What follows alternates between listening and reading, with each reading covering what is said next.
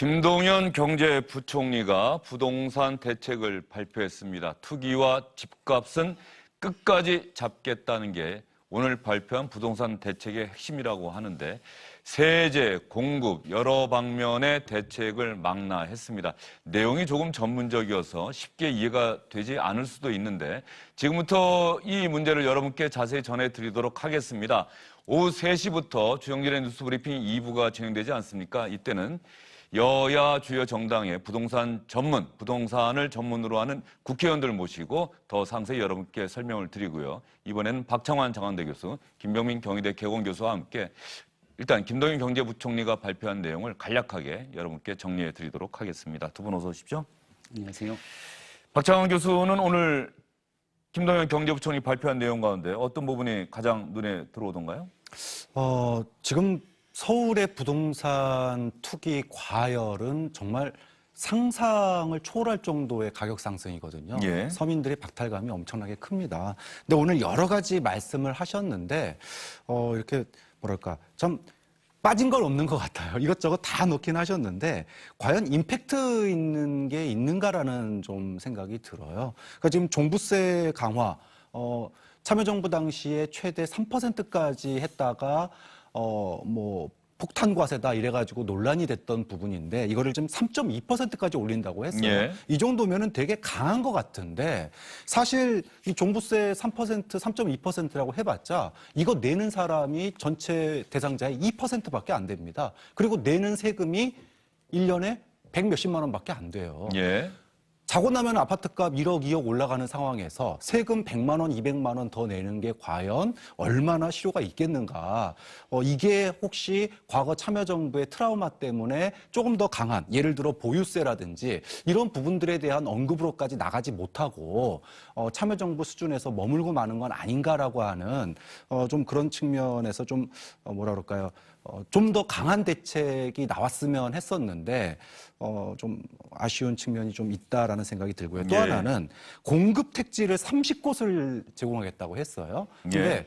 택지를 공급하겠다라고 하는 거는 저는 필요하다고 봅니다. 워낙 서울에서 실수요자들이 원하는 사람들이 많기 때문에. 근데 문제는 이거를 민간이 짓고 민간에게 팔게 되면은 또다시 이거는 뭐 부동산 투기에다 기름 껴넣는 꼴이거든요. 이거를 민간이 짓는 게 아니라 정부가 정말로 서민을 위한 공공주택용으로만 제한하겠다. 이런 어떤 그래서 투기 수요로 이것이 이용되지 않겠다라고 하는 걸 좀 분명하게 밝힐 필요가 있습니다. 근데 뭐 추후 브리핑, 상세한 브리핑에서 이 얘기를 할지 모르겠지만 방금 전 발표에서는 그런 내용이 조금 약하지 않았나. 좀 그런 점에서 부동산 투기에 지금 분노하고 있는 대다수 서민들이 오늘 이 이야기를 듣고 과연 만족할까? 이런 조금 좀 아쉽다라는 생각이 저는 좀 들었습니다. 김동연 경제부총리가 종합부동산세 세율을 인상을 해서 추가로 4,200억 원 정도의 세금이 더 거치면은 서민 주거 안정에 이 돈을 쓰겠다. 뭐 이런 구상도 기자들의 질문에 대답하는 형식으로 밝히긴 했는데 김병민 교수는 오늘 발표된 9.13 부동산 대책 역사는 또 이렇게 기록을 네. 하겠죠. 9.13 부동산 대책의 핵심이 뭐라고 보십니까? 세 가지로 말씀을 하지 않았습니까? 수요를 억제하고 공급을 확대하고 조세 정의를 구현하겠다. 이 세 가지로 요약이 되는데요. 수요를 억제하기 위해서 많은 사람들이 예측했던 것처럼 보유세 인상 안에 끈에 들었습니다.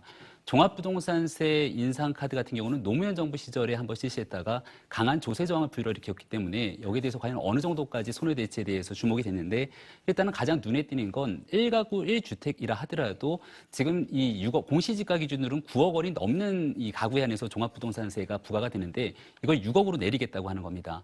지금 서울 지역에서는 강남지뿐만이 아니라 강북 지역에서도 이 10억 원에 달하는 주택들이 적지가 않은 상황이기 때문에 예. 여기에 대해서 이와 같이 종합부동산세에 대해서 부과되는 가구들이 상당히 많이 늘어날 것으로 보이는 터라 이제 국회 논의 과정에서 이 부분이 어떻게 진전이 될지를 좀 살펴봐야 될 것 같고요. 예. 대다수의 국민들에게 해당되는 내용들도 하나 들어가 있습니다. 바로 이 공시지가에 관한 부분인데 공시지가를 지금 당초에는 80% 정도 수준이던 걸 90%로 올리려고 하는 계획으로 추정이 됐지만 이것을 80%를 100%까지 올리겠다. 매년 5% 기준으로 4년에 달해서 올리겠다라고 얘기를 하고 있다면 예. 매년 내게 되는 재산세 부분에서 거의 대다수의 국민들, 그러니까 집을 보유하고 있는 상태에서 세금을 내야 되는 국민들 입장에서는 상당 부분 세부담이 늘어날 수밖에 없는 터라 여기에 대해서 어떤 부분으로 받아들여질지 좀 봐야 되고요. 공급 측면 하나만 말씀드리면 그나마 긍정적이다라고 볼 수 있는 게 한 가지 있는 것 같습니다.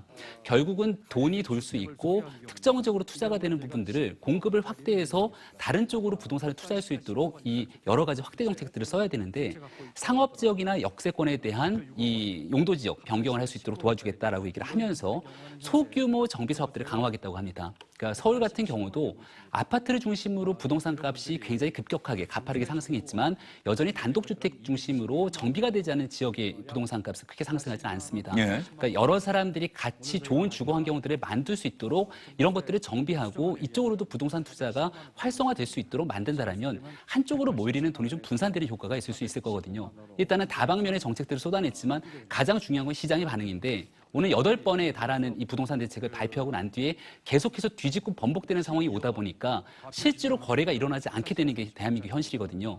과연 이러한 정책들을 얼마나 신뢰성 있고 지속적으로 이끌어갈 수 있을지가 오늘 있게 되는 9.13 부동산 정책의 성패를 가늠질 것 같습니다.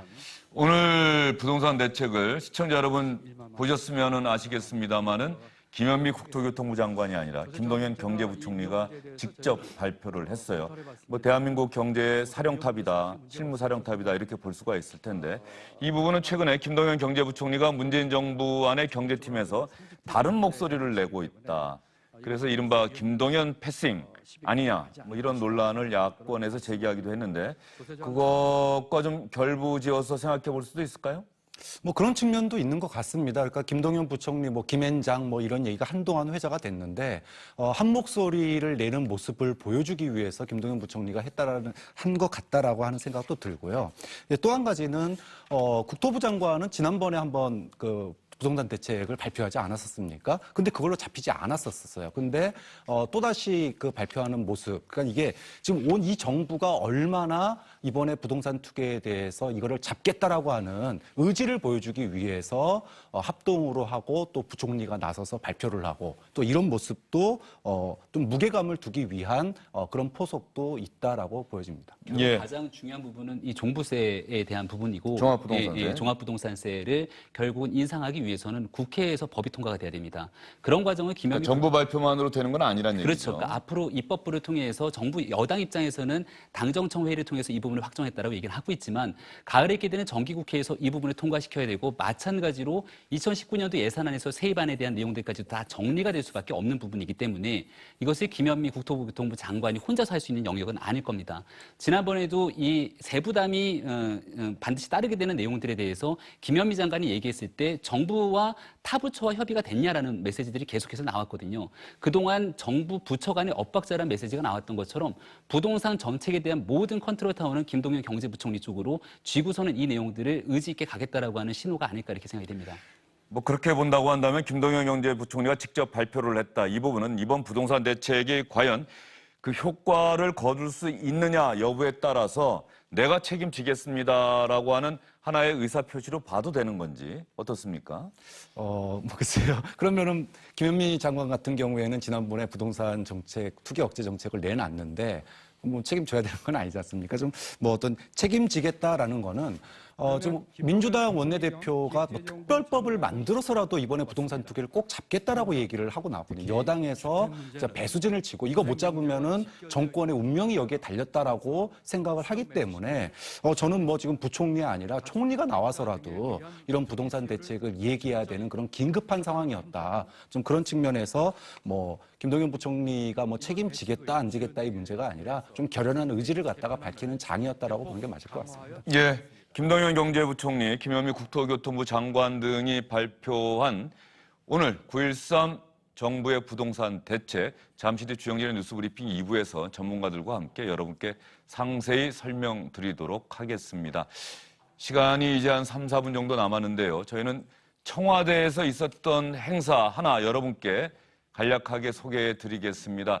이 행사 영상을 여러분께서 보신다고 한다면 가슴이 먹먹해지실 것도 같습니다. 문재인 대통령이 이야기를 하려는 순간 행사에 참석한 한 일반인께서 잠시만요 하면서 왜 우리의 이야기를 들어주지 않으시죠? 들러리 서는 기분이다라고 얘기하면서 자신의 이야기를 했고 문재인 대통령 경청한 다음에 대통령이 이야기했습니다.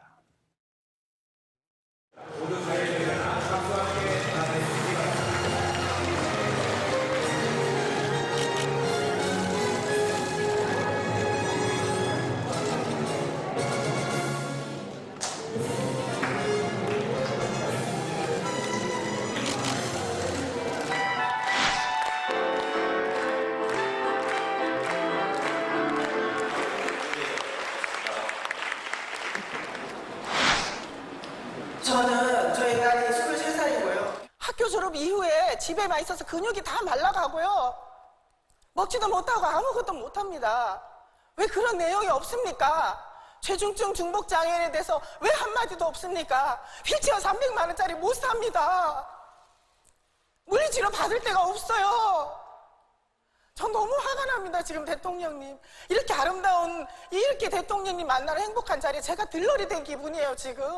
저희들이 휠체어 같은 보장부에 대해서도 정부 지원이 갈 수 있도록 좀 조치를 강구하고 있고요. 생활하고 분기가 어려운 위기까지 하는 대로 도움을 주셨으면 좋겠다. 우리 부모님들은 이 발달 장애인들의 처지를 호소하기 위해서 무릎을 꿇고 빌기도 하고 머리를 깎기도 하고 삼보 일배도 하고 그랬습니다.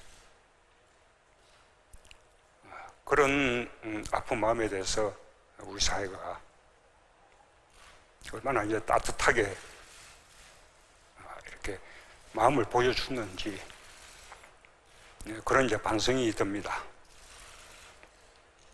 오늘을 시작으로 해서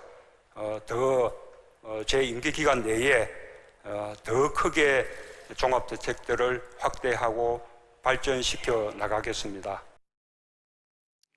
조금 전에 문재인 대통령이 그 부모님의 말씀 듣고 이야기하다가 잠시 울컥하는 모습도 보였거든요. 네. 어떻게 보셨습니까?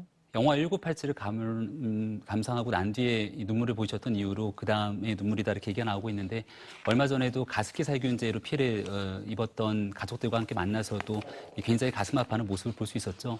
문재인 대통령이 국민들로부터 사랑받을 수 있는 이유 중에 저는 가장 큰 이유가 아픈 사람들과 함께 공감할 수 있는 진정성이 아닌가라는 생각이 듭니다. 네. 여기에 대해서 이제 발달장애인들에 대한 평생 케어에 대한 전체적인 지원 대책을 발표했는데 그중에 좀 빠져있다라고 지적되는 부분들이 바로 이 성인이 되고 난 뒤에 발달장애인들을 어떻게 지원할지에 대한 여부가 빠져있다고 합니다. 예. 그러니까 이런 부분들을 박능우 보건복지부 장관이 사실은 문재인 대통령이 대신해서 보다 더 적극적으로 이와 같은 관계자들을 만나고 이해관계를 종합해서 정부 대책을 마련하고 발표했으면 이런 일들이 좀 덜하지 않았을까 싶은데 모든 일들이 발생할 때마다 대통령이 모든 것들을 다 지시할 수는 없는 일 아니겠습니까?